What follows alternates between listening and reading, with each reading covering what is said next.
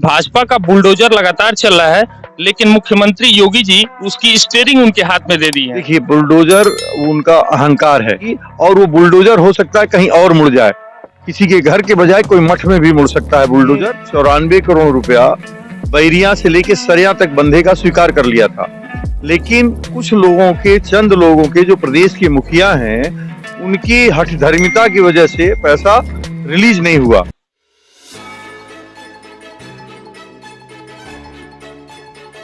देख रहे हैं यूपी न्यूज लाइव 24 सच का साथी, मैं हूं आपके साथ शांत त्रिपाठी। इस समय हम गोरखपुर के उस हाई प्रोफाइल सीट का दौरा कर रहे हैं जो पूर्वांचल की सबसे हाई प्रोफाइल सीट चिल्लू पार मानी जाती है। चिल्लू पार का अंतिम छोर ये कंसा सूट टेढ़वा माना जाता है, यहाँ से देवरिया का बॉर्डर स्टार्ट हो जाता है। ये लास्ट एरिया मानी जाती है चिल्लू पार की।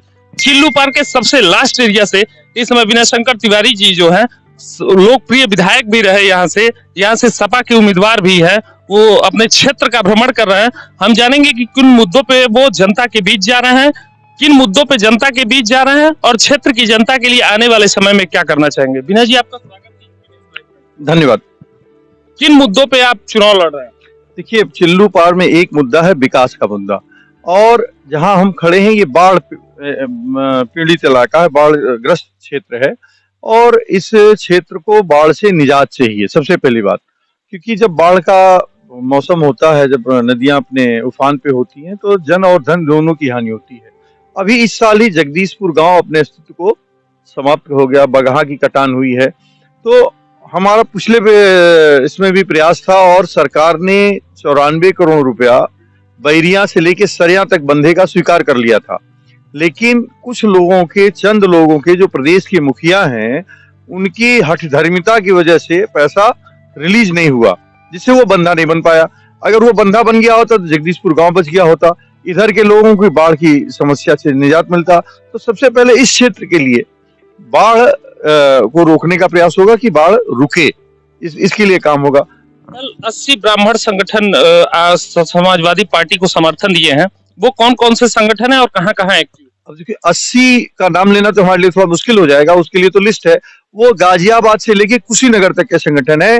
वो 80 संगठनों ने इस पूरे प्रदेश में समाजवादी पार्टी की सरकार बनाने के लिए आदरणीय अखिलेश यादव को अपना समर्थन और सहयोग देने का वचन निकल दिया है। उसके साथ ही साथ जो शिक्षा मित्र हैं, प्रदेश के जो शिक्षा मित्र हैं, उन्होंने भी पूरे शिक्षा मित्र के जो संगठन है, जिसके नेता हैं लोग, उन नेता लोग भी गए थे, उनकी पूरी कार्यकारिणी गई थी, उन लोगों ने भी सहयोग करने का वादा किया है और प्रदेश में समाजवादी पार्टी की सरकार बनाने का उन्होंने आदरणीय अखिलेश जी से वादा किया और उनको अपना समर्थन दिया है।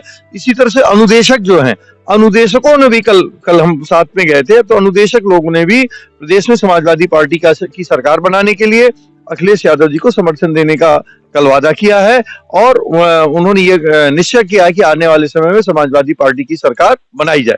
चिल्लू पार में जो लोग भाजपा के प्रत्याशी हैं, वो कल एक फेसबुक पे और ट्वीट के माध्यम से एक फोटो पोस्ट किए हैं, बता रहे हैं कि भाजपा का बुलडोजर लगातार चल रहा है, लेकिन मुख्यमंत्री योगी जी उसकी स्टीयरिंग उनके हाथ में दे दी है। अगर कहीं कोई अपराधी तो अगर शरारत करेगा तो ये स्टीयरिंग हम चला के बुलडोजर से उनके घर को गिराएंगे। इस पे क्या? देखिए, बुलडोजर उनका अहंकार है।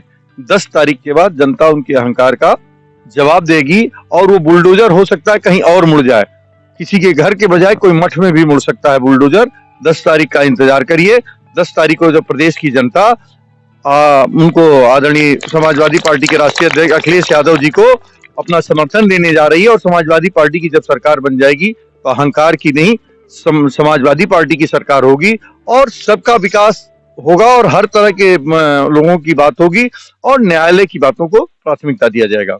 एक मामला और गोरखपुर में बहुत तेज चल रहा है सोशल मीडिया पे कि आपका परिवार, उपेंद्र दत्त शुक्ला के परिवार जो 42 साल तक भाजपा की राजनीति किए, उस परिवार को आपका परिवार हाशिए पे रखने का काम किया गोरखपुर सदर से चुनाव लड़ाने का।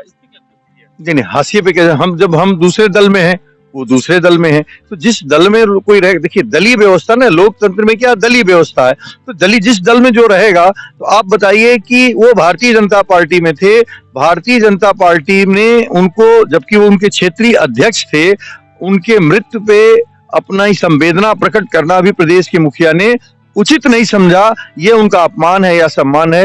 ये प्रदेश की जनता को, ब्राह्मण समाज को और गोरखपुर के भारतीय जनता पार्टी के लोगों को निर्णय करना होगा कि उनके क्षेत्रीय अध्यक्ष का, जो कि जिला अध्यक्ष से लेकर और अनेक पदों पर रहे, वो उनके मृत्यु के बाद भारतीय जनता पार्टी का जो शीर्ष नेतृत्व है उसने संवेदना प्रकट करना भी उचित नहीं समझा और उनका कितना अनादर किया गया है, इस बात की गवाही वो अपने अनादर की वजह से ही क्षुब्ध होकर वो परिवार आज समाजवादी पार्टी को ज्वाइन किया है और समाजवादी पार्टी के राष्ट्रीय अध्यक्ष आदरणीय अखिलेश यादव में अपनी आस्था को व्यक्त करने का काम किया है।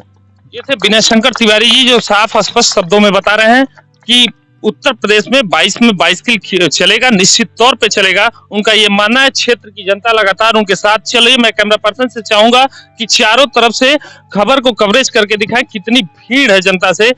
कैमरामैन मन्नू यादव के साथ प्रशांत त्रिपाठी की रिपोर्ट, गोरखपुर।